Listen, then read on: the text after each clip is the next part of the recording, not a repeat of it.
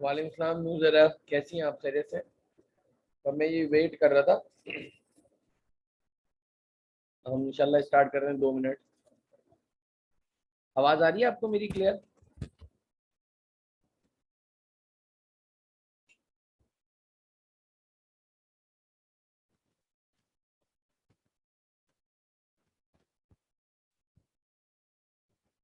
चलिए गुड। आज की हमारी बड़ी मोस्ट इम्पॉर्टेंट क्लास है। नूर जरा वी हैव टू हमने अल्हम्दुलिल्लाह जो है शुरू के। ठीक है, स्क्रीन पे अभी आपको क्या शेयर हो रहा है?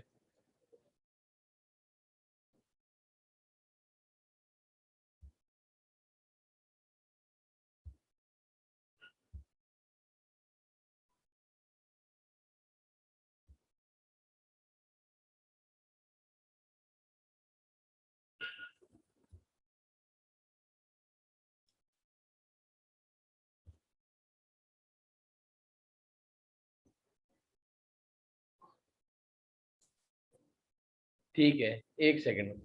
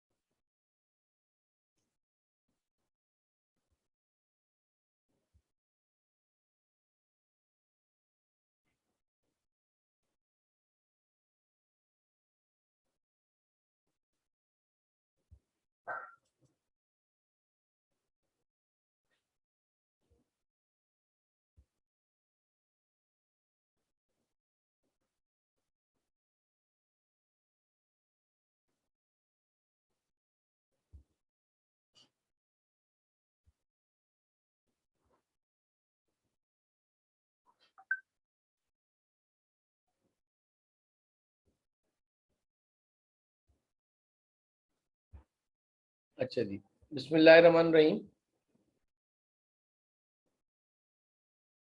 नूर जरा ये आज हम जो है बेसिक अकाउंटिंग के अंदर एक नया टॉपिक कंटिन्यू करेंगे, that is called financial statements. ये बेसिक अकाउंटिंग के अंदर हमने जब लास्ट क्लास का अल्हम्दुलिल्लाह सारा क्लियर होगा होपफुली, जो हमने कंप्लीट करा है rules of debit and credit के लिहाज से डबल एंट्रीज कंप्लीट करी थी, जर्नल लेजर हमने कंप्लीट करा था, और then we have to prepare the trial balance. इधर तक क्लियर है? उस रिकंसाइल ट्रायल बैलेंस से उस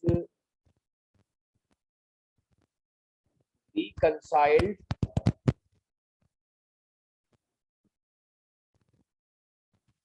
ट्रायल बैलेंस से हम लोग जो है फाइनेंशियल स्टेटमेंट बनाएंगे। तो at the end of the accounting period, at the end of the accounting period, और अकाउंटिंग पीरियड आपको पता है कंसिस्ट ऑफ 12 मंथ्स का होता है। Accounting period consist of 12 months. At the end of the accounting period, the company must prepare their financial statement. Sorry, what do you mean by financial statements? एक second.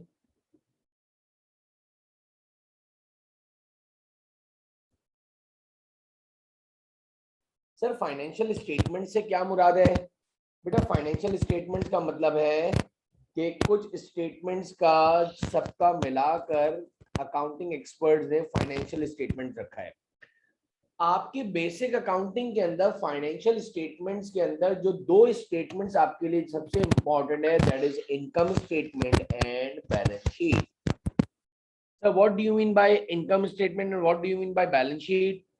तो आपको as we know that there are 5 heads of accounts, जैसे हमने usually पढ़ा था, अल्सर, asset, liability, capital, expenses and revenues.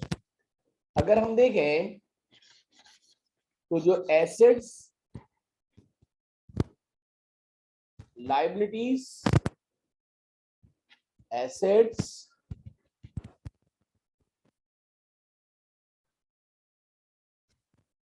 Liabilities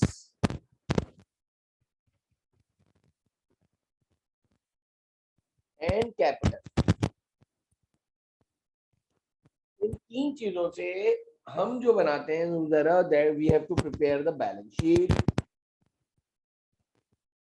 तीन heads of account से हम बनाते हैं और बाकी जो दो हेड्स हैं that is revenues and expenses. Revenues और एक्सपेंसेस की मदद से we have to prepare the income statement. तो इनकम स्टेटमेंट जो है वो दो हेड से बनती है, दैट इज आपके पास हो गया रेवेन्यूज और एक्सपेंसेस की मदद से हम जो है इनकम स्टेटमेंट बनाते हैं और एसेट्स, लायबिलिटीज एंड कैपिटल की मदद से हम बैलेंस शीट बनाते हैं। एक फॉर्मेट बनाया है, एक स्टेटमेंट का फॉर्मेट है, अकाउंटिंग एक्सपर्ट्स ने उसको बनाया है, उसके लिहाज से हम जो है ये बनाते हैं। सर जरा हम स्टार्ट करते हैं। अगर तो सबसे पहले इनकम स्टेटमेंट, जिसका दूसरा नाम प्रॉफिट एंड लॉस स्टेटमेंट है, और जैसे कि आपको बताया कि प्रॉफिट एंड लॉस स्टेटमेंट जो है हम जो है वो इनकम यानी कि रेवेन्यूज और एक्सपेंसेस की मदद से बनाते हैं। अगर हमारी इनकम ज्यादा है बच्चे और एक्सपेंसेस कम है तो कंपनी मेक द प्रॉफिट। अगर आपने सेल्स रेवेन्यू यानी आपकी इनकम ज्यादा है और आपके खर्चे कम है तो यू मेक द प्रॉफिट। और अगर आपके एक्सपेंसेस ज्यादा हैं और रेवेन्यूज यानी इनकम कम है तो the company make loss, business को क्या होगा, लॉस होगा। तो इन शॉर्ट इनकम स्टेटमेंट क्यों बनाई जाती है? इनकम स्टेटमेंट प्रिपेयर की जाती है to find out profit and loss of the company. कभी भी आपसे कोई बोले why we have to prepare the income statement, हम इनकम स्टेटमेंट क्यों बनाते हैं भाई? तो इनकम स्टेटमेंट हम जो बनाते हैं वो to find out the profit and loss of the company के लिए बनाते हैं। ऑन द अदर हैंड जो हम बैलेंस शीट बनाते हैं, why we have to prepare the balance sheet, balance sheet हम क्यों बनाते हैं? That is called statement of financial position. Balance sheet का दूसरा नाम क्या है? Statement of financial position. और आपको ये इनकम स्टेटमेंट का नाम जो है FAR 1 के अंदर जो है स्टेटमेंट ऑफ कॉम्प्रिहेंसिव इनकम भी रख दिया गया है। स्टेटमेंट ऑफ कॉम्प्रिहेंसिव इनकम मैं लिख भी देता हूं।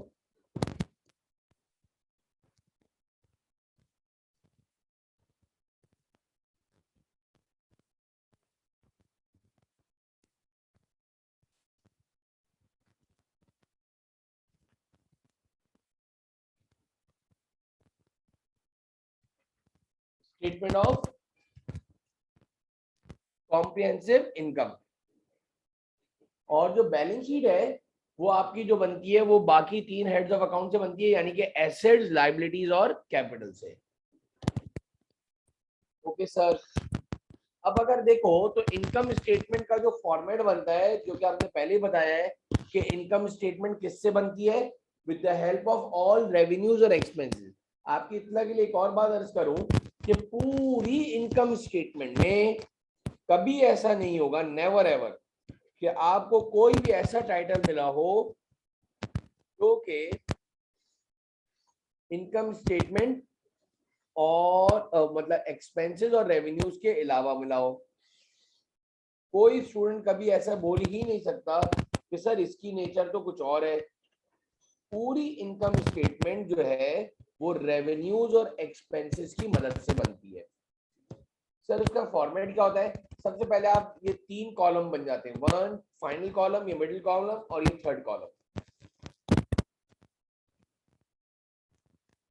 अच्छा सर क्या करना है, सर ये देख लें, सेल्स में से आपने सेल रिटर्न माइनस करा, सेल्स में से आपने सेल रिटर्न को माइनस करा तो आपके पास आ गया net sales.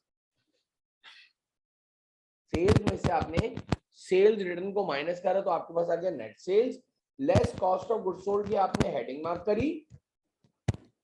Cost of goods sold की जब आपने हेडिंग मार्क करी है तो कॉस्ट ऑफ गुड्स सोल्ड का फॉर्मूला होता है, यानी जो हमने गुड्स सोल्ड आउट कर दे उसकी cost. What is the formula for finding out cost of goods sold, ये मेन हेडिंग डाली है। सेल्स में से सबसे पहले सेल्स रिटर्न माइनस करा तो फाइनल कॉलम के अंदर नेट सेल्स आ गई, less cost of goods sold का फॉर्मूला, ओपनिंग स्टॉक लिखा, नेट परचेजेस की फिर हेडिंग आई, नेट परचेजेस की फिर हेडिंग आई। सर इसमें क्या करना है, परचेजेस ऐड करना है ट्रांसपोर्टेशन इनवर्ड और you can say that the freight inward, उसमें से आपको लेस करना है परचेज रिटर्न और you can say that return outward. तो आपके पास आ जाएगा नेट परचेजेस, आपके पास क्या आ जाएगी, नेट परचेजेस आ जाएगी, आपके पास क्या आ जाएगा, नेट परचेजेस आ जाएगी, नेट परचेजेस और ऊपर ओपनिंग स्टॉक, मेरा मतलब है इन दोनों को, ये और ये समझ में आ रहा है बच्चे, क्लियर है? तो मुझे बता दो।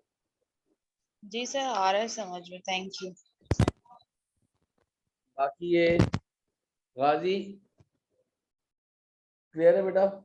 ये जो है ओपनिंग स्टॉक और नेट परचेजेस को जब ऐड करेंगे तो आपके पास you got the goods available for sales, आपके पास आ जाएगा गुड्स अवेलेबल फॉर सेल्स आ जाएगा, उसमें से आप क्लोजिंग स्टॉक माइनस करोगे। देखो FAR 1 के अंदर आपके स्टॉक लॉस भी आ सकता है, ये माइनस करोगे, क्लोजिंग स्टॉक भी माइनस करोगे, स्टॉक लॉस भी माइनस करोगे, तो आपके पास आ जाएगा cost of goods sold, you got the cost of goods sold. अब जब ये कॉस्ट ऑफ गुड्स सोल्ड आ जाएगा तो उसको आप सेल्स में से, यानी कि I mean to say that net sales में से जब माइनस करोगे तो you got the gross profit.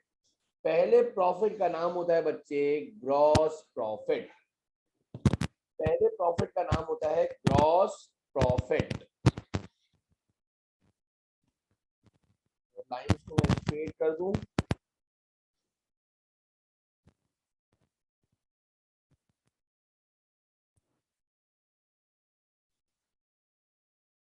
एक दफा फिर रिपीट कर दूं,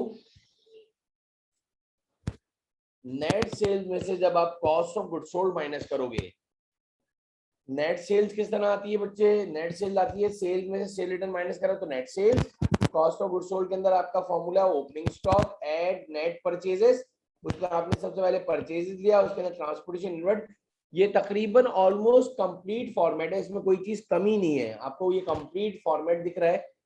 हाँ सवाल में बहुत सारी चीजें नहीं होगी तो उसको स्किप करते जाना, लेकिन ये इसका फॉर्मेट है, यानी ये फॉर्मूला है। नेट ट्रांसपोर्टेशन इनवर्ट करा, लेस परचेज रिटर्न करा तो नेट परचेजेस आ गई, ओपनिंग और नेट परचेजेस को जमा करा तो आपके पास आ गया you got the goods available for sales. उसमें से आपने क्लोजिंग स्टॉक को माइनस करा, स्टॉक लॉस को माइनस करा तो आपके पास कॉस्ट ऑफ गुड्स सोल्ड आ गया। सेल्स में से आपने जब कॉस्ट ऑफ गुड्स सोल्ड को माइनस करा, ब्रैकेट लगता है, तो पहले प्रॉफिट का नाम आपके पास आ गया ग्रॉस प्रॉफिट। ये एरो भी बनाया आपके लिए।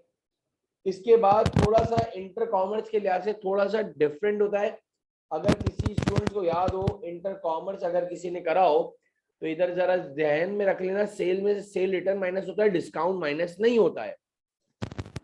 इंटर कॉमर्स में सेल रिटर्न और सेल डिस्काउंट को एक साथ माइनस करते थे, और इधर जो है परचेजेस में से लेस कर रहे हो आप purchase return, purchase discount less नहीं होता, इनफैक्ट परचेज डिस्काउंट जो है वो एड अदर इनकम में जाता है, यानी ग्रॉस प्रॉफिट के बाद एड अदर इनकम की हेडिंग आती है बच्चे, ग्रॉस प्रॉफिट के बाद एड अदर इनकम की हेडिंग आती है, उसमें परचेज डिस्काउंट आता है, बैड डेट रिकवर्ड आता है, इंटरेस्ट इनकम आता है, सारी अदर इनकम को ऐड करा तो ये आपके पास आ गया टोटल अदर इनकम, इसको ग्रॉस प्रॉफिट में ऐड करा तो टोटल इनकम बन गया, तो बन गया आपके पास टोटल इनकम। ग्रॉस प्रॉफिट में ग्रॉस प्रॉफिट में आपने अदर इनकम को जमा करा तो ये टोटल इनकम बन गया। आई रिपीट,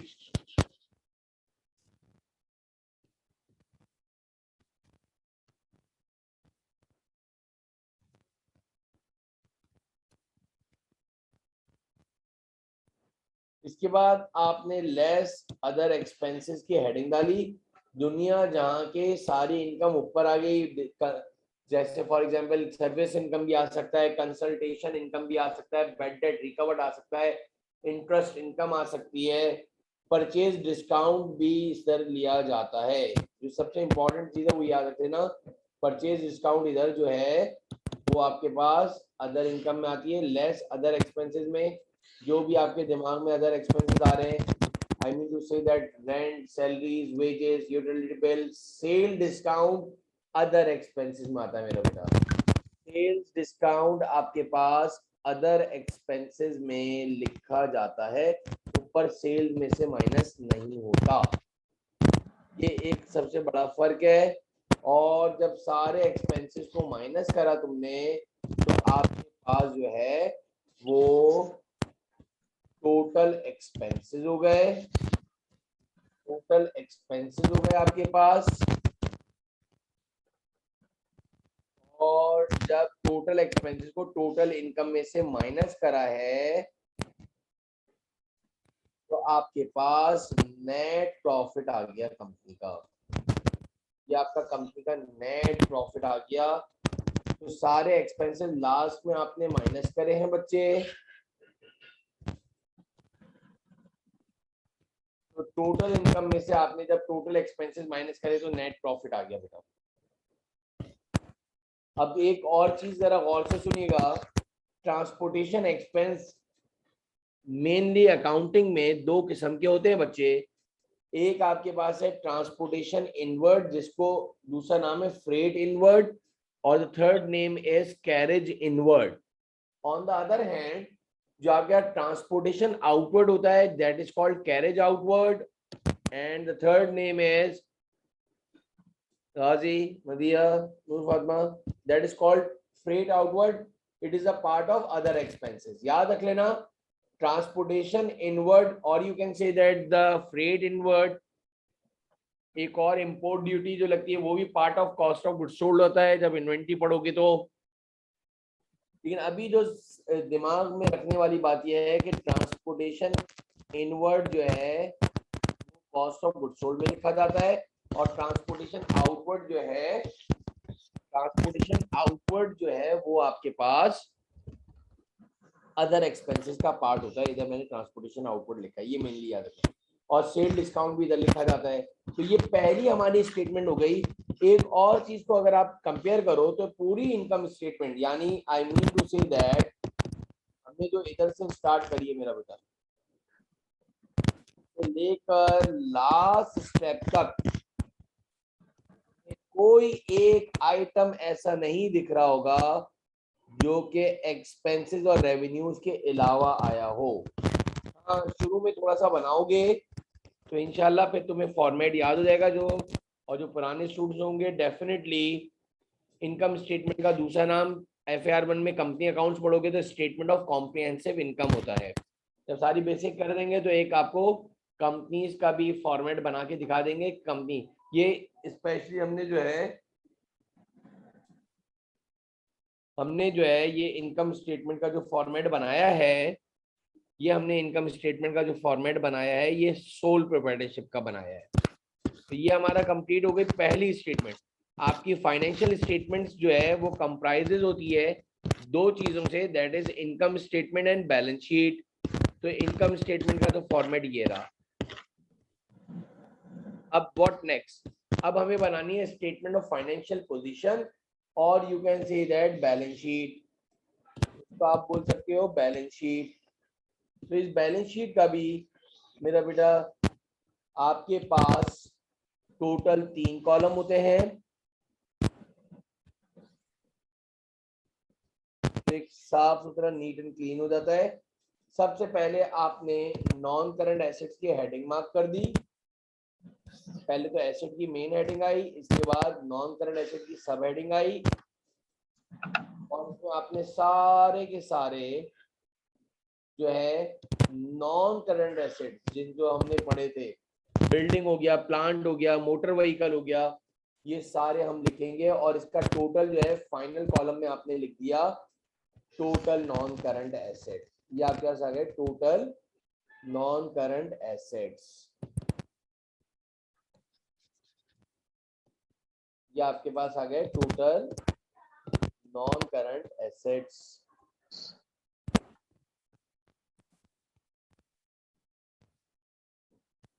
और भी जो आपके पास आ रहे होंगे सारे नॉन करंट एसेट्स लिखे जाते हैं इधर, उसका टोटल आप फाइनल कॉलम में लिखते हो। आपने हेडिंग मार्क करी करंट एसेट्स की, और करंट एसेट्स में आपने cash in hand, cash at bank, account receivable, closing stock, prepaid, ये मेन है आपके पास, मेनली जो आते हैं, और टोटल करंट एसेट्स को फिर फाइनल में लिख दिया, और फिर नॉन करंट एसेट और करंट एसेट्स को दोनों को जमा करा, तो आपके पास टोटल एसेट्स आ गए बेटा, तो आपके पास टोटल एसेट्स आ गए। अगर हम आगे बात करें तो आपके लायबिलिटीज एंड ओनर्स इक्विटी आ गया। लायबिलिटीज एंड ओनर्स इक्विटी के अंदर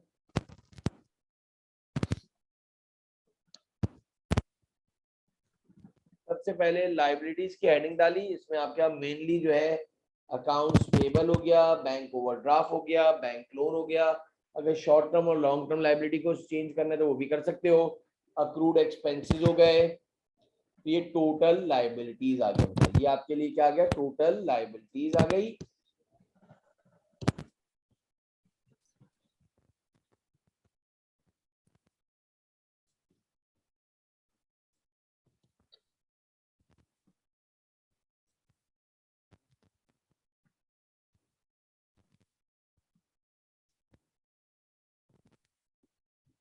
तो आपके पास जो है ये सारे लायबिलिटीज का आपने जो है ये टोटल किया बच्चे, तो ये आपका टोटल लायबिलिटीज आ गई। एरो बना भी रहा हूं आपके सामने, बिल्कुल सीक्वेंस आपको समझ में आ जाए। और इसके बाद आपने ओनर्स इक्विटी की हेडिंग मार्क करी, ओनर्स इक्विटी की आपने हेडिंग मार्क करी, उसमें आपका कैपिटल एड स्टार्ट हो गया, उसमें आप ऐड नेट प्रॉफिट करोगे। सर ये नेट प्रॉफिट कहां से आया, आई रिपीट, नेट प्रॉफिट आपने जो है वो जो इनकम स्टेटमेंट से फाइंड आउट किया था वो आ गया आपके पास।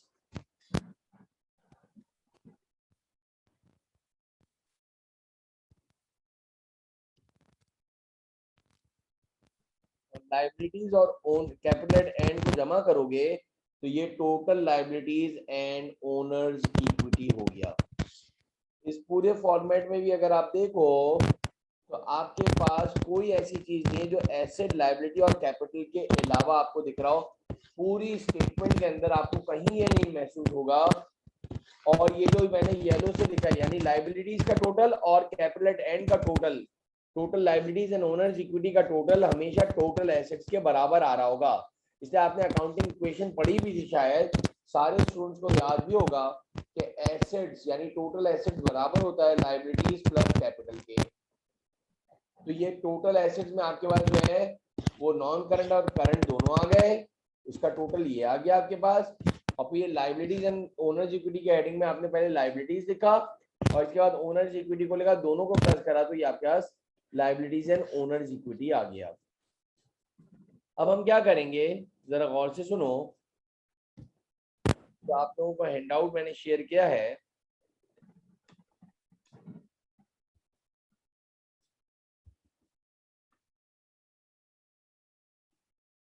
जरा मैं वो हैंडआउट जो है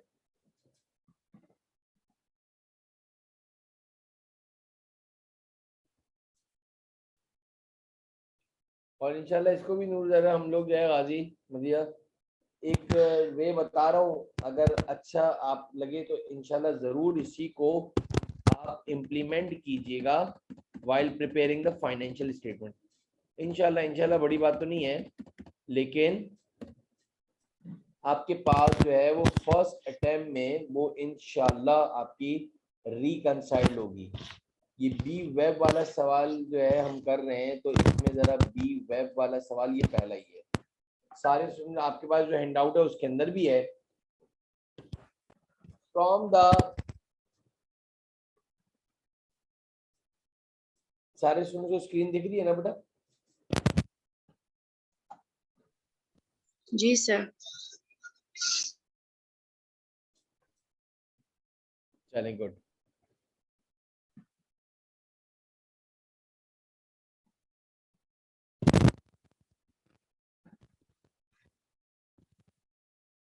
From the following trial values of BWAP extracted after second year trading। एक साल कंपनी को हो गया है, अब ये दूसरा साल है। Preparing a trading and profit and loss account. याद रख लो, trading and profit and loss account का मतलब इनकम स्टेटमेंट बच्चों। Trading and profit and loss account का मतलब इनकम स्टेटमेंट। आपकी इतना क्लियर कर दूं, अब बैलेंस शीट बनानी है हमें। बैलेंस शीट इज रिक्वायर्ड, यानी इनकम स्टेटमेंट और बैलेंस शीट बनानी है। थोड़ा सा रिकॉल कर दूं, इनकम स्टेटमेंट जो है वो आपके पास रेवेन्यूज और एक्सपेंसेस से बनती है, वाइल जो बैलेंस शीट है आपके पास वो एसेट्स, लायबिलिटीज और कैपिटल से बनती है। ये देखिएगा जरा, सारे स्टूडेंट जरा अच्छी तरह सुनिएगा। मैं इस पूरे एक रिकंसाइल्ड ट्रायल बैलेंस में एक और बात आपके लिए इतना करूं, जो पेपर में तुम्हें ट्रायल बैलेंस दिया हुआ हो उसका डेबिट और क्रेडिट तुम भी काउंट कर लेना पेपर में। कभी अल्लाह ना करे गलत आया तो वो तुम्हारी इनकम स्टेटमेंट और बैलेंस शीट टाई अपनी होगी। तो आप कैलकुलेटर से जरूर एक नजर जरूर डेबिट और क्रेडिट को टोटल करके देख लेना। जरा ये सारे स्टूडेंट जरा करके देखिएगा। जरा मुझे जरा डेबिट का, एक बच्चा डेबिट का टोटल करना, क्या आया 31686 आ रहा है, और क्रेडिट का जो है ये 24174 1538 50 500 5424। जरा इसको ऐड तो कीजिएगा।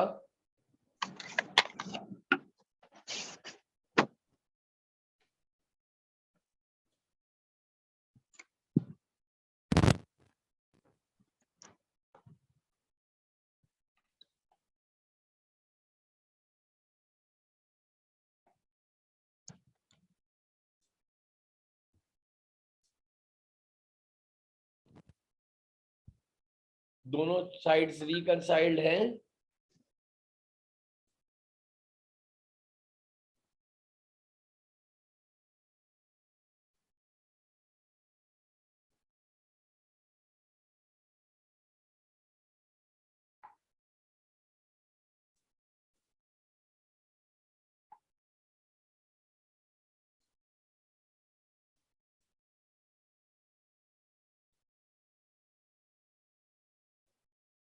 क्रेडिट साइड 31686 और डेबिट साइड जरा देखो।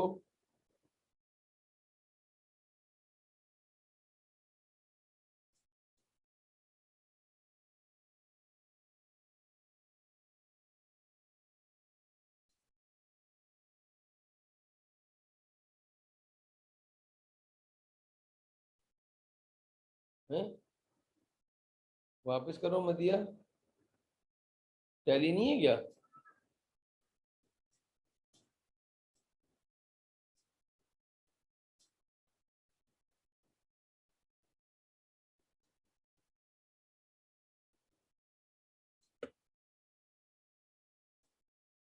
टैली है ना?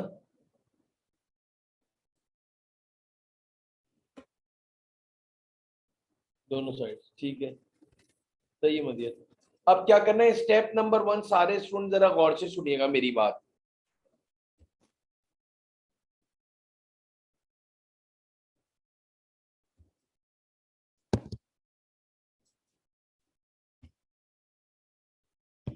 सर हमें क्या करना है, सबसे पहला स्टेप मेरा बेटा याद रख लेना, जितने भी चीजें इनकम स्टेटमेंट में जा रही हैं यानी रेवेन्यूज और एक्सपेंसेस, अभी आपको बताया रेवेन्यूज और एक्सपेंसेस, उनको आप लिखोगे रेवेन्यूज और एक्सपेंसेस के आगे मैं लिखूंगा I stand for income statement. Sales, purchases, opening stock भी इनकम स्टेटमेंट में जाती है, रिटर्न इनवर्ड भी इनकम स्टेटमेंट में जाता है, ट्रांसपोर्टेशन इनवर्ड भी income statement, salaries income statement, motor expense income statement, rent income statement, insurance income statement, general expense. कभी आप पूरे FAR1 FAR2 क्या याद करोगे, कभी इस तरह से पेपर में तो देखिएगा, ये तो मैं खैर समझा रहा हूँ तो इसलिए इतना है लेट, वरना तो फौरन सेकंडों में बच्चे करते हैं अल्हम्दुलिल्लाह। अब इधर आ गया प्रेमिसेस यानी बैलेंस शीट, एसेट है। हाँ, डिफरेंशिएट करना आता हो, अगर डिफरेंशिएट ही नहीं करना आता तो डेफिनेटली आपको कहाँ से टैली करोगे कि क्या चीज इनकम स्टेटमेंट में जाती है, क्या चीज बैलेंस शीट में जाती है। Creditors, cash at bank, cash in hand, drawings भी बैलेंस शीट का आइटम है। ट्रांसपोर्टेशन आउटवर्ड, देखो जानबूझ के मिक्स करके देते हैं ताकि बच्चे का पजल हो जाए, बार बार कह रहा हूँ ताकि बच्चा पजल हो जाए। ट्रांसपोर्टेशन इनवर्ड, फिर इनकम स्टेटमेंट आ गया, return outward, income statement discount receive, income statement discount allowed, income statement capital, आपके पास फिर बैलेंस शीट आ गया।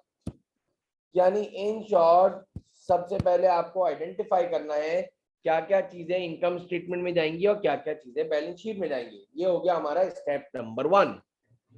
और सबसे लास्ट में बच्चों आपको सवाल के अंदर लास्ट में स्टॉक एट 31 दिसंबर 2008 वाज 2548, यानी सबसे लास्ट में आपको जो है वो जो है स्टॉक दिया हुआ होगा। वो कब दिया होगा क्लोजिंग स्टॉक,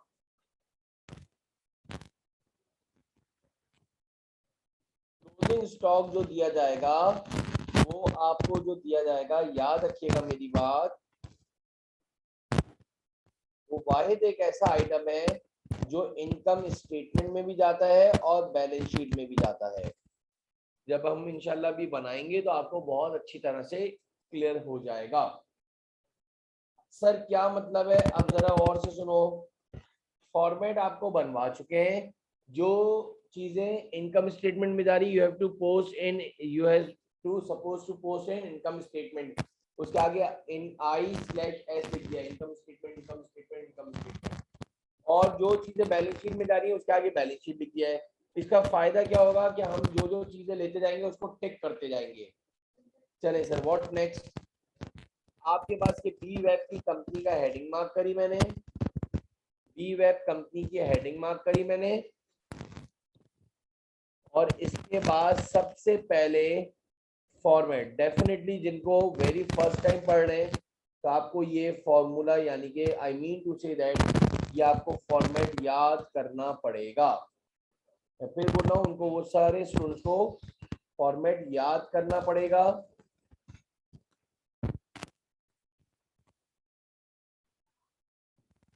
ओके सर, क्या करना है इसके अंदर,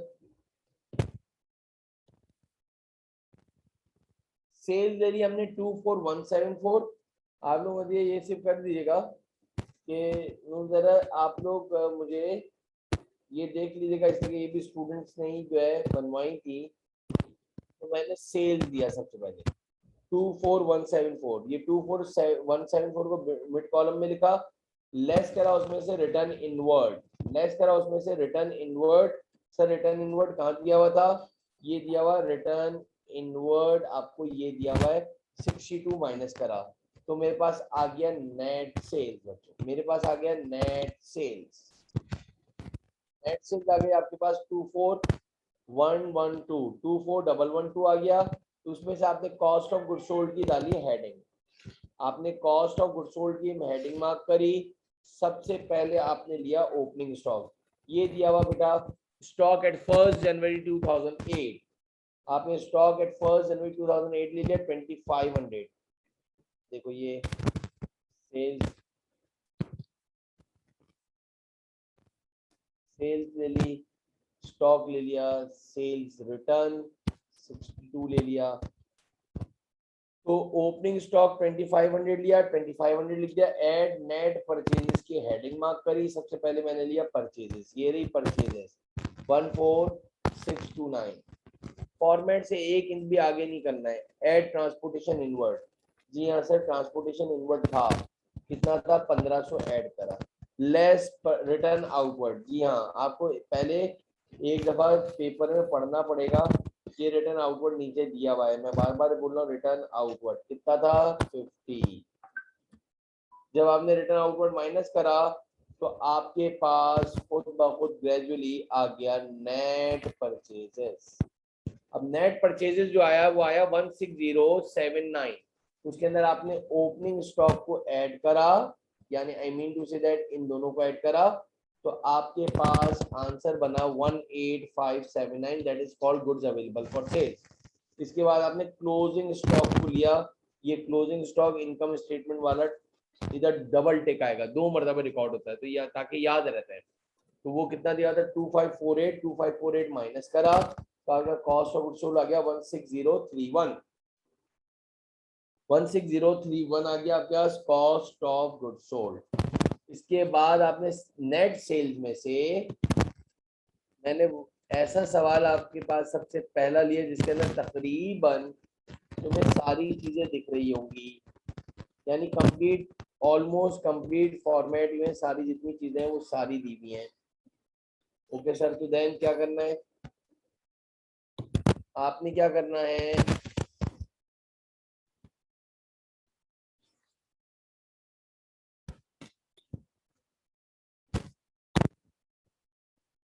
cost of goods sold minus कर, ये सेल गुड्स अवेलेबल सेल में से क्लोजिंग स्टॉक माइनस करा तो कॉस्ट ऑफ गुड्स सोल्ड आ गया। नेट सेल में से, यानी सेल में सेल रिटर्न जो माइनस करा था नेट सेल में से cost of goods sold minus करा तो ग्रॉस प्रॉफिट आ गया। ये मैंने आपके लिए मार्क भी कर दिया, ये ग्रॉस प्रॉफिट आ गया। सर इसमें क्या करना है, add other income. Add other income क्या है भाई, आपके पास ऐड अदर इनकम में डिस्काउंट रिसीव दिया हुआ था। ऐड अदर इनकम की हेडिंग आई, डिस्काउंट रिसीव्ड आया। सर डिस्काउंट रिसीव कहां पर दिया हुआ है, डिस्काउंट रिसीव कहां पर दिया हुआ है, ये दिया हुआ बच्चों लास्ट में डिस्काउंट रिसीव, ये 500 रुपए। तो ग्रॉस प्रॉफिट में डिस्काउंट रिसीव को ऐड करा तो 8581 आ गया, that is called total income. ये आपकी आ गई टोटल इनकम आ गई बच्चों। ये देखो क्या टोटल इनकम आ गई।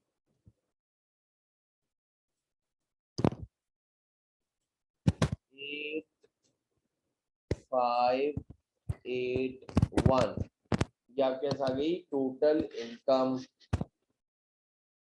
इसमें क्या ऐड करा था आपने, डिस्काउंट रिसीव ऐड करा था। ओके सर, व्हाट नेक्स्ट, इसके बाद आपने लेस अदर एक्सपेंसेस की हेडिंग मार्क करी और अदर एक्सपेंसेस में आपने सारे एक्सपेंसेस जो कि हमने अभी इनकम स्टेटमेंट में, इससे कि अभी तो बहुत सारे आइटम बाकी हैं, अभी तो बहुत सारे आइटम बाकी हैं बेटा। तो आपके सबसे बड़ा फायदा ये हो जाता है कि कोई चीज आपकी रहती नहीं है, आपकी बहुत हद तक फर्स्ट अटेम्प्ट में। सर क्या करना है, ये देख लो आपके पास ये सब ले लिया था, सैलरीज लोगे, मोटर एक्सपेंस लोगे, रेंट लोगे, इंश्योरेंस लोगे, जनरल एक्सपेंस लोगे, ये सारे मैंने लिख दिए हैं। और देखो ट्रांसपोर्टेशन आउटवर्ड आ गया, फिर आपने देखा डिस्काउंट अलाउड होगा। तो अल्हम्दुलिल्लाह कोई भी नूर ज़हरा मदिया गाजी कोई चीज भी नहीं रहेगी अगर तुमने पहले से लिखा हुआ होगा इनकम स्टेटमेंट में। आपको क्लियर कट दिख रहा होगा कि मैंने सारी चीजें लिखी हैं, कोई मेरा एक्सपेंस जो है स्किप नहीं हुआ है। तो ये टोटल अदर एक्सपेंसेस आ गए। टोटल अदर एक्सपेंसेस को आपने टोटल इनकम में से माइनस करा तो ये आपके पास नेट प्रॉफिट आ गया बेटा। तो ये मेरे लिहाज से बड़ा कन्वीनियंट हो जाता है अगर आप किस लिहाज से बनाओ, बड़ी क्लोज तक जाती है बेटा। अलहमदुलिल्लाह पेपर के पॉइंट ऑफ व्यू से बात कर रहा हूँ, कि जब आपने उसको आई और बी में डिफरेंशिएट किया, देखो ना मेरा कॉन्फिडेंस लेवल है कि टिक टिक टिक टिक टिक जितने भी हैं अल्हम्दुलिल्लाह सारे हो गए, और जो बचे हैं वो बैलेंस शीट के आइटम है, वो सारे बैलेंस शीट के आइटम है। अब अगर हम जाएं तो मैंने डब्ल्यू वेब की हेडिंग डाली, स्टेटमेंट ऑफ फाइनेंशियल पोजीशन की हेडिंग डाली, फाइनेंशियल पोजीशन के अंदर इसका भी अल्हम्दुलिल्लाह हमने फॉर्मेट बनाया हुआ था, ऐसी बात नहीं है।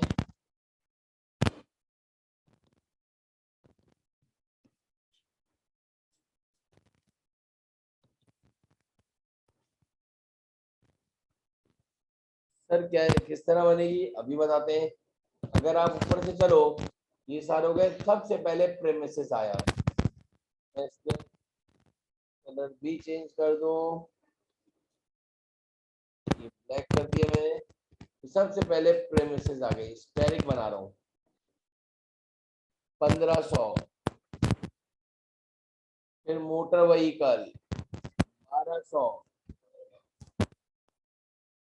आपने क्या करा, प्रेमिसेस 1500, मोटर व्हीकल 1200, दोनों को ऐड करा तो आपके पास आ गया total current assets, total non current asset. दो ही थे भाई, क्या करूं, बेहतरीन सवाल है, इसके अंदर सारा फॉर्मेट क्लियर हो जाता है।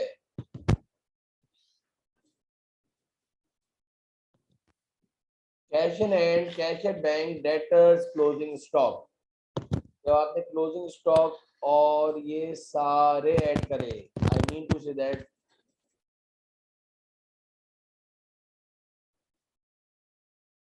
2548,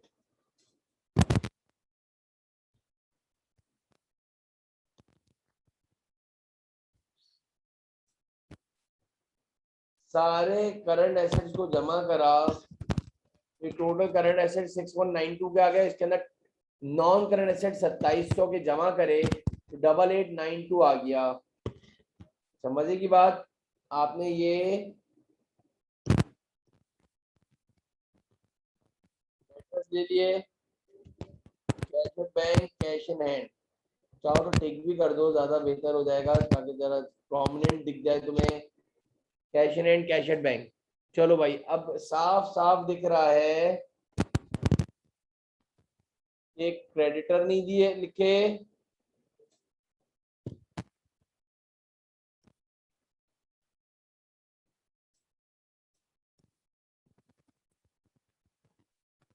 क्रेडिटर नहीं लिखे, एक ड्राइंग्स नहीं लिखी, और एक कैपिटल। अल्हम्दुलिल्लाह बाकी सारों पे टिक है, बाकी सारों पे टिक है। तब हम गए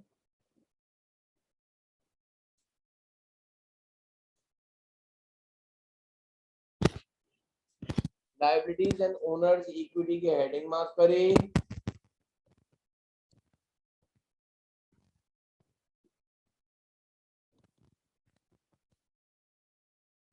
लाइबिलिटीज एंड ओनर्स इक्विटी के हेडिंग मार्क करी हमने।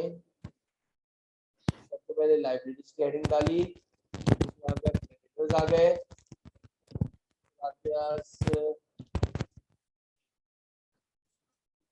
इक्विटी आ गई।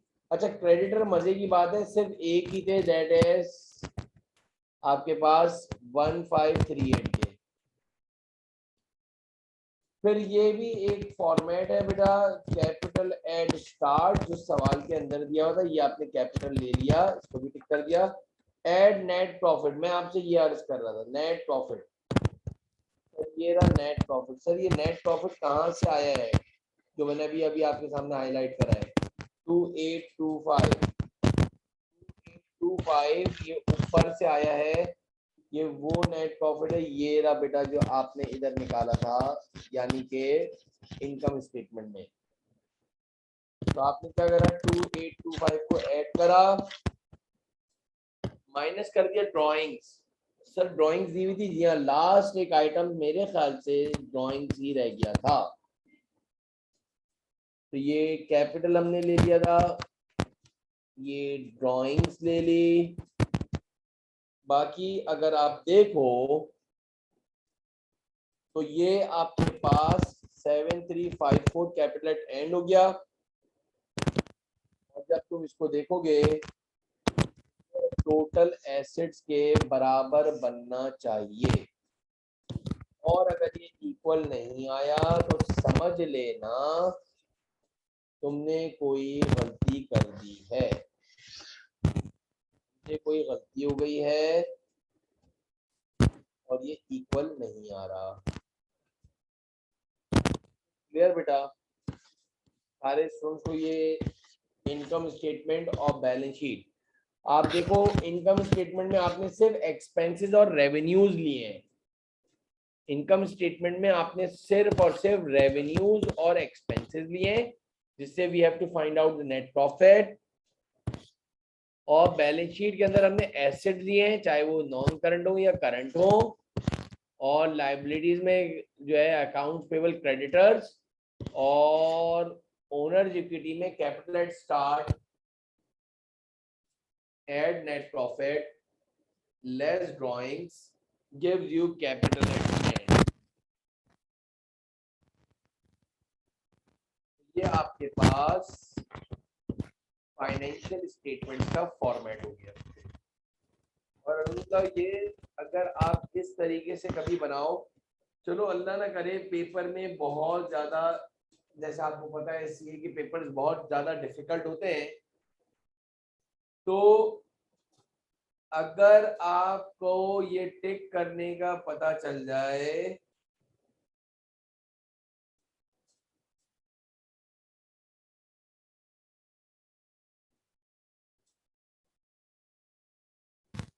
तो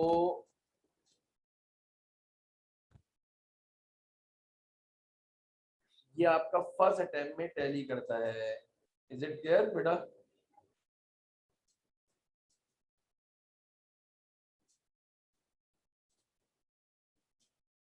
इज इट क्लियर मेरा बेटा?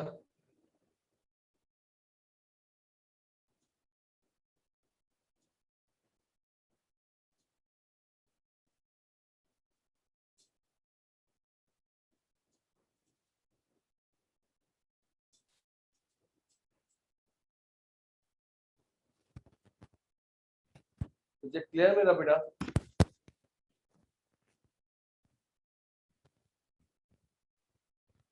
एक काम ये करें आप मुझे,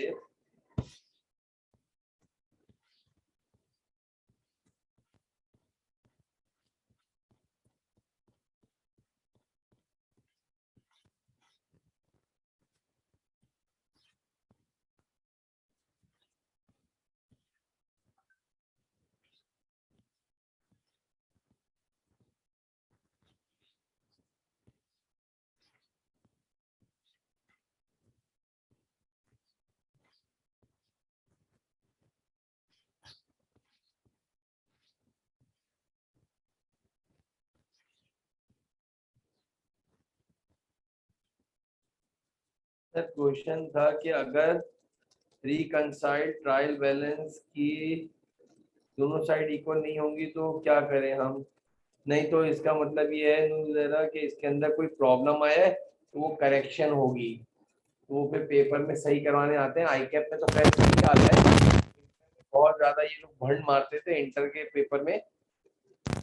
एक हमारे अभी तक याद है कि सबसे पहले वो तो टैली लिख के भेजते हैं, लेकिन आप कैलकुलेटर से जरूर रिकंसाइल कर लेना कि आपस में इक्वल है या नहीं है। अगर इक्वल, वैसे तो आई कैप में तो बहुत प्रूफ रीडिंग होती है, ऐसी बात नहीं है। अगर ट्रायल बैलेंस रिकंसाइल होगा तो इनकम स्टेटमेंट और बैलेंस शीट दोनों मिलकर भी रिकंसाइल हो जाएगी। अगर वो दोनों इम्बैलेंस होंगे तो डेफिनेटली वो भी आपका इम्बैलेंस रहेगी, यानी वो टैली नहीं करेगी। अगर अल्लाह ना करे कभी सवाल में ऐसा होगा तो वो फिर आपको करेक्शन करवाने आ जाएंगे। मेरी बात समझी या नहीं? इंटर में तो ये खैर बहुत ही कॉमन चीज थी बेटा। मेरा सवाल ये था कि आप ये क्वेश्चन नंबर बिजनेस स्टार्ट कर रहे हैं, फर्स्ट ईयर है,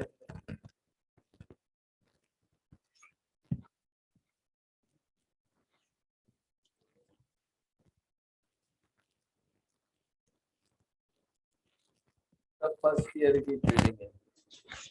तो ये एक काम करना, जरा क्वेश्चन नंबर 4 अगर आपको दिख रहा हो,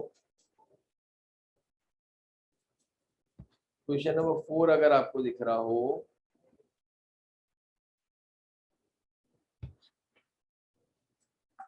क्वेश्चन नंबर 4 पे जरा देखना, दोनों साइडें टैली हैं।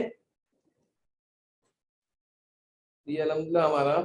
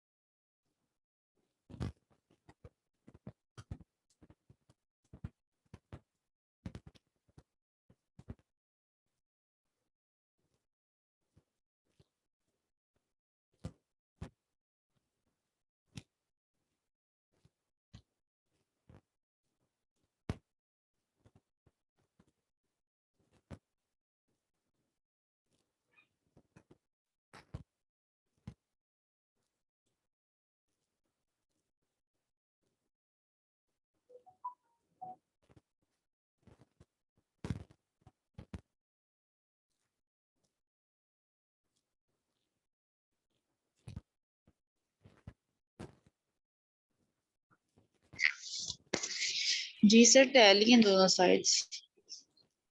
जरा बनाइएगा इसका नूर जरा।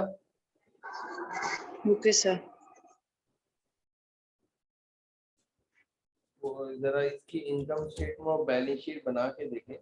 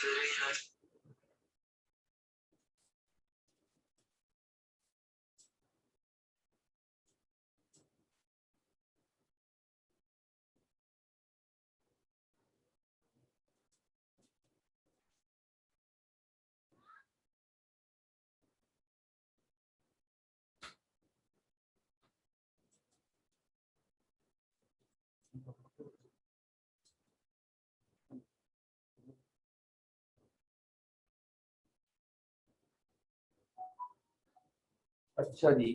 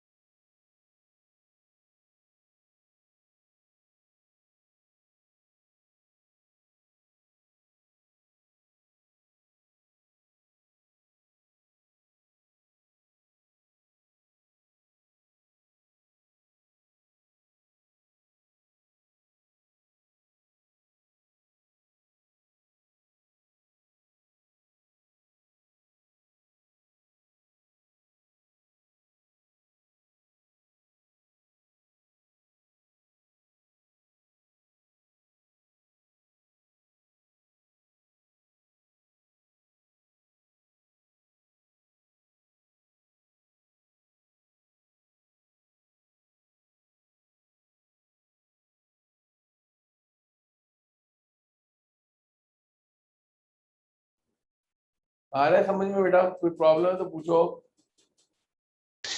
जी सर आ रहा है, अभी कर रहे हैं सॉल्व। ओके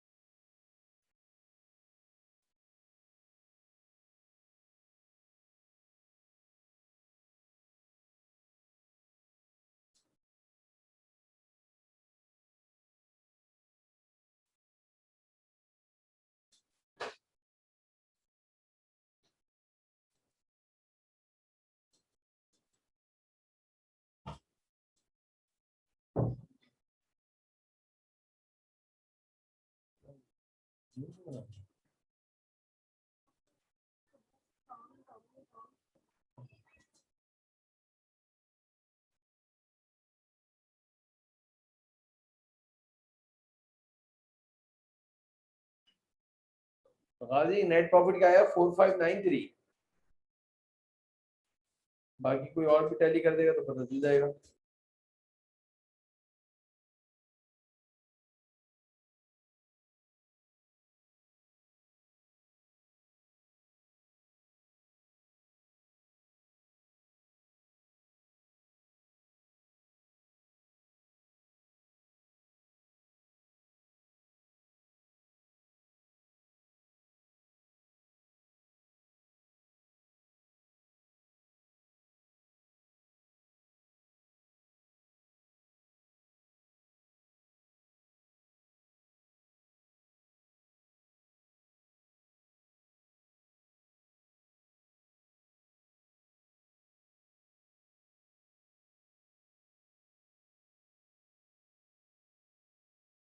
ये दोनों नेट प्रॉफिट में गाजी वापस चेक करो।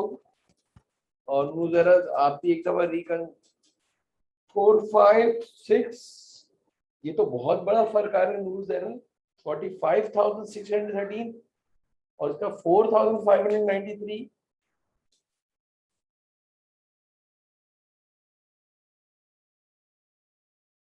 अब कोई तीसरा मदिया आप बता दें आंसर, इसलिए कि नूर जरा वापस चेक करो। 45,000 आप बोल रही हैं और पहले डेबिट और क्रेडिट को टैली करा था, दोनों इक्वल हैं। You have to prepare income statement, balance sheet. जी सर टैली किया था, इक्वल थे, फिर परचेजेस के देखे अमाउंट और सेल्स के अमाउंट देखे, सेल्स रिटर्न भी नहीं है। फिर जो क्लोजिंग स्टॉक था वो भी हमने लेस किया, तो उसके बाद फिर जाकर ये आ रही है अमाउंट। वरना तो अगर आप सिर्फ परचेजेस और सेल्स को ही देख लें तो वो 65,000 समथिंग बन रही है। ओके तो यहाँ से तो फिर पूरा मैंने मतलब जिस तरह से आपने बताया था टैली किया, फिर आइडेंटिफाई किया आइटम्स, नहीं, लेकिन साइड मुझे से तो एक बात समझ में नहीं आ रही। क्वेश्चन नंबर 4 का है ना अपने नूर जरा? जी जी जी सर। तो सेल्स तो 35,600 है, जी तो 45,000 कैसे आ गया प्रॉफिट? सर नेट उसमें से एक्सपेंसेस तो लेस किए हैं ना सर हमने। नहीं नहीं, आपने सेल्स कितनी लिखी है अपने पास? 35,600। हाँ, मुझे ऐसा डाउट हो रहा है, देखो कहीं जीरो यानी कैलकुलेशन में प्रॉब्लम हुई है नूर जरा। सर मैं फिर चेक करती हूँ दोबारा। सर फिर हाँ एक चीज मुझे कंफर्म कर दें, क्या पता मैंने फॉर्मेट ही गलत, मतलब गलत उससे चल रही हूँ। पहले सेल्स लिखी मैंने, उसमें से फॉर्मेट लेस दिखाऊं? करने का कुछ। जी दिखा दें आप एक दफा मुझे। ओके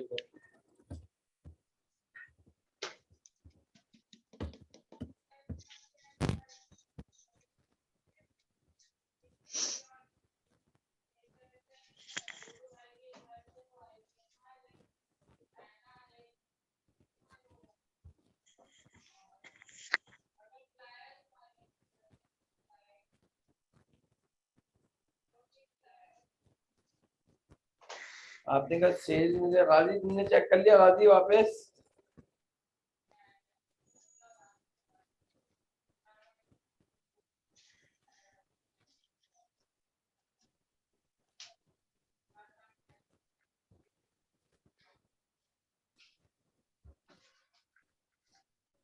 मदिया आप बताओ।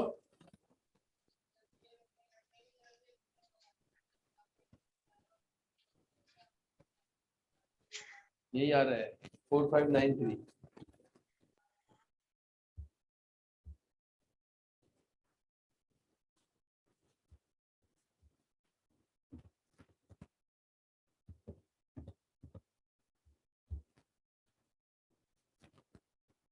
एक बार होल्ड कर लो।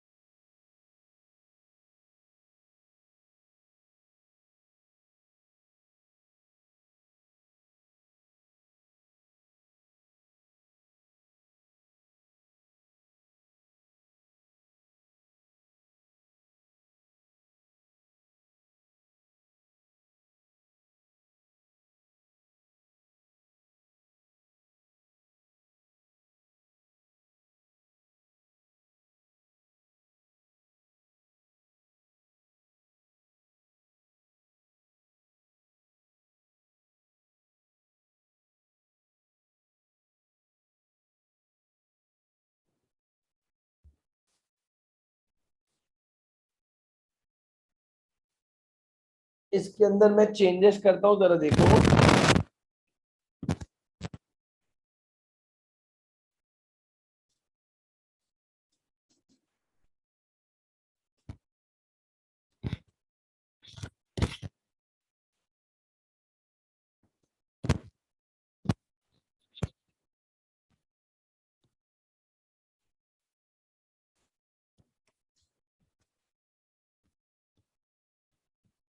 एफकेट 30 जून 2009।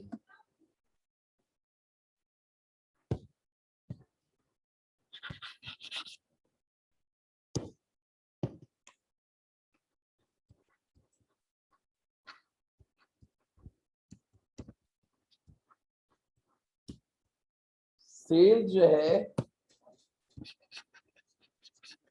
उसमें सेल्स रिटर्न था नहीं, तो हमने डायरेक्ट सेल्स ले ली। अच्छा, इसका एक और भी तरीका है कि आपने लिख दिया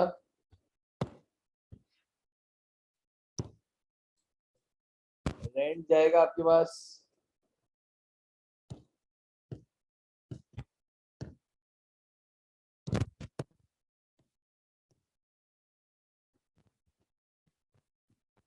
insurance, lighting and heating, motor expense, salary.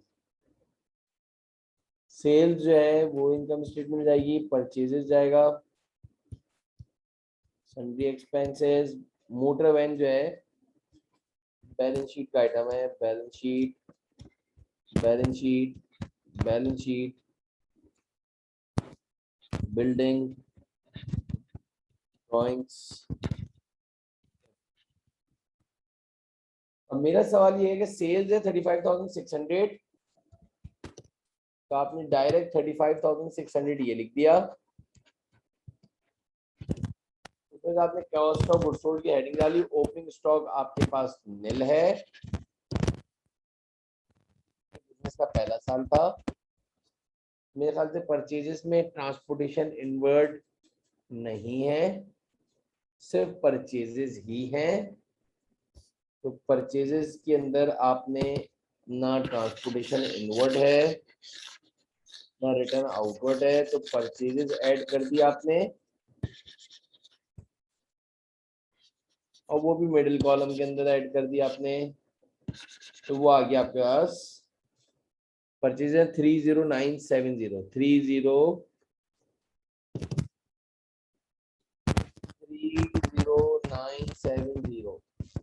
Opening stock तो है ही नहीं, 30970 ही आपके पास गुड्स अवेलेबल फॉर सेल हो गया,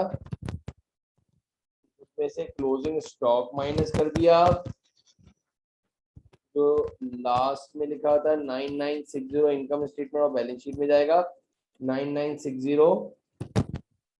अगर ये माइनस करना बताना मुझे,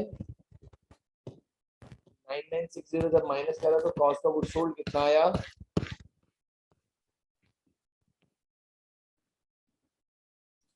तो 21010। एक सेकंड ना,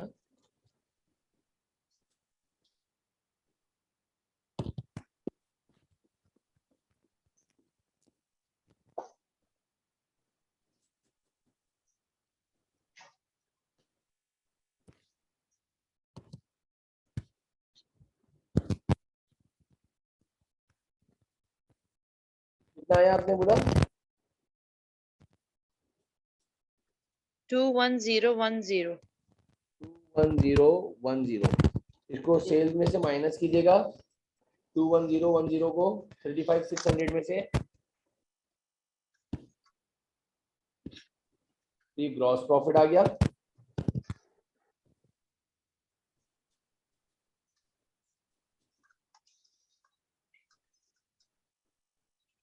जी सर, ये आया है 14,590। 14,590। मेरे ख्याल से कोई अदर इनकम नहीं थी। जी सर। सेल्स ले ली, परचेजेस ले लिया है, सारे एक्सपेंसेस को जरा सा नाम तो नहीं लिख रहा मैं डायरेक्टली,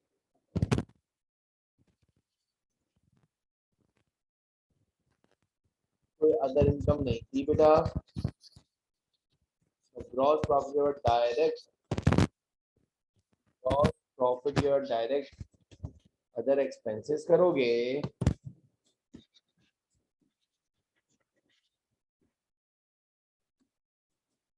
पंद्रह सौ साठ, 305,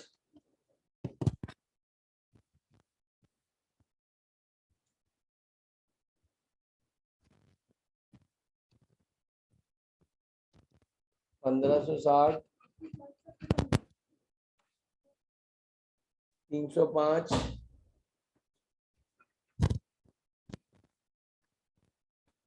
516, एक्सपेंसेस के नाम में आपको चेंज कर लेना, 1960,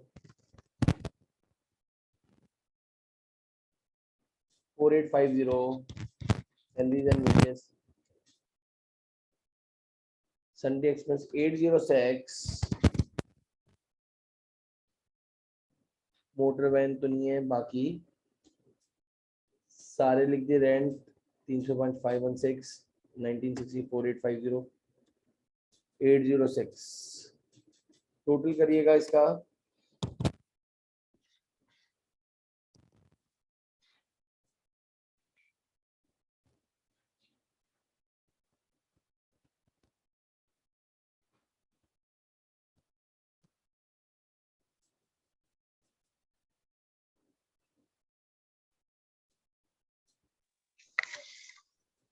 सर 9997। 999,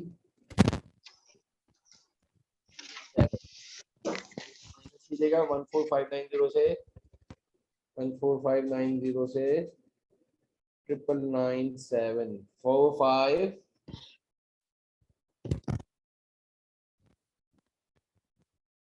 93, 4593, ये आपके नेट प्रॉफिट हो गया बेटा।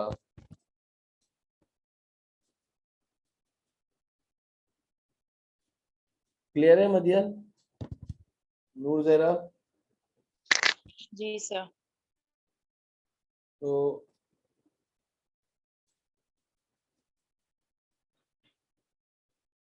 इसके बाद अगर आप इसकी बैलेंस शीट भी बनाते हो उसी में चेंज करके, गाजी तुमने बैलेंस शीट बनाई थी इसकी? अगर बैलेंस शीट बनाई है तो जरा मुझे बताओ कितने से टैली हुई है?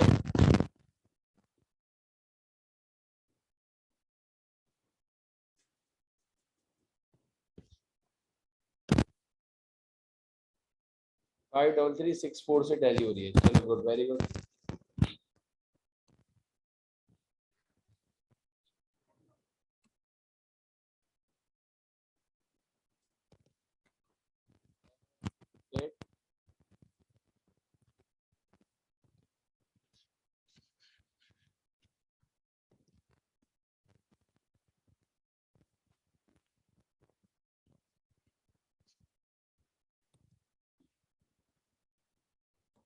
अगर आप देखो तो मोटर वैन 3500 की थी,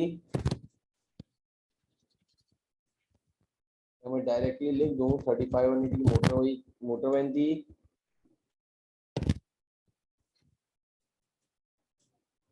fixture 3960,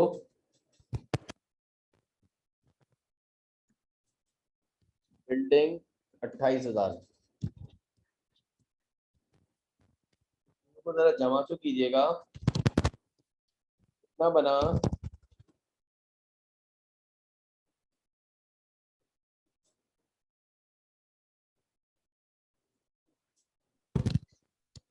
So 35460. Sorry, 35460. 35460। Good. Cash at bank दिया 1134। डेटर्स दिए हुए बच्चे 6810। क्लोजिंग स्टॉक दिया हुआ है 9960। और अगर देखा जाए कि आपके करंट एसेट्स का जरा टोटल बता दीजिएगा मुझे। 35460 से टैली हो जाए। 3540, अच्छा नॉन करंट एसेट है भैया, इसका टोटल बताओ जरा नूर जरा। Sir, 17904. 17904. और इन दोनों को ऐड करो जरा, उसमें करंट एसेट्स को नॉन करंट एसेट को जमा करो, टोटल बताना। Okay, sir.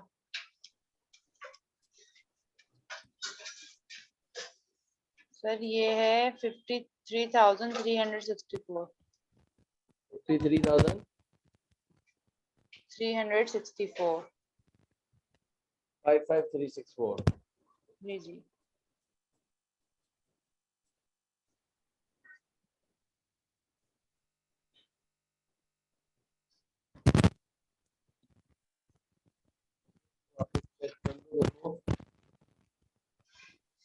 और ओनर्स इक्विटी का अगर ये पेज को मैं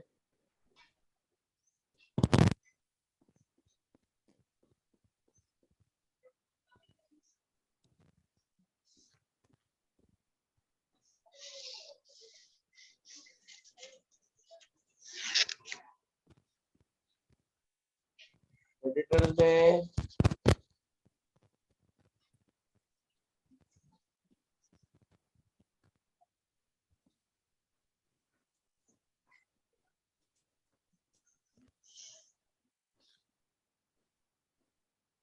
क्रेडिटर्स दिए हुए 3250, एक ही दिए थे 3250, ये भी हो गया। कैपिटल दिया हुआ था 51799। इसमें आपने नेट प्रॉफिट ऐड करा 4593 ऐड करना जरा 4593। कैपिटल में ड्राइंग दी हुई है 6278, माइनस करना, कैपिटल एट एंड आ गया।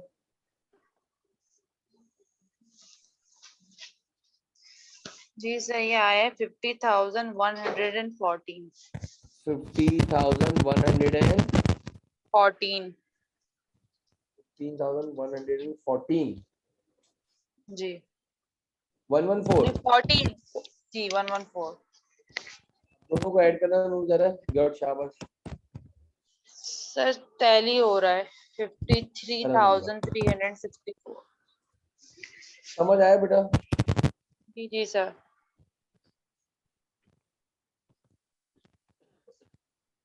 ये आपके में ग्रुप पे जो है, आप लोग ग्रुप पे ऐड हो ना जी 7 जी पे? Sir add.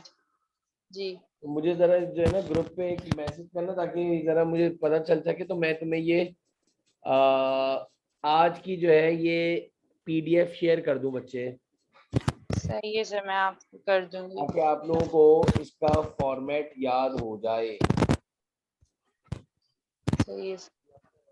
हाँ, सर गाली ने सही किया था, मुझसे गलती हो गई थी तो फिर इस वजह से सारा हो गया। कोई बात नहीं, होता है, फाइनल में ना हो, इस चीज का हम प्रैक्टिस कर रहे हैं बच्चे, सही है सर। कोई इशू नहीं है।